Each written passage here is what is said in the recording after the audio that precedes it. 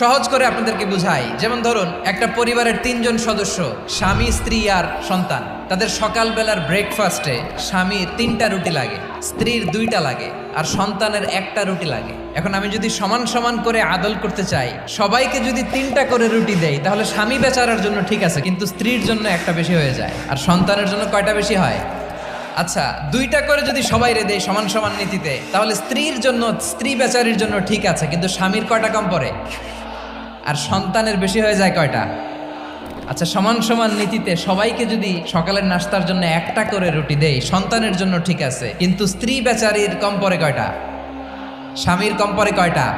2টা। আর আমি যদি স্বামীকে দেই 3টা, স্ত্রীকে দেই 2টা, আর সন্তানকে দেই 1টা, তাহলে কারো অপচয় হবে না। যেখানে যার যতটুকু দরকার তাকে সেখানে ঠিক ততটুকু দিয়ে দেওয়ার নামই হচ্ছে আদল। আমরা বুঝতে পারলাম আল আদ শব্দের মানে হচ্ছে ইনসাফ বা সুবিচার বা ন্যায় বিচার।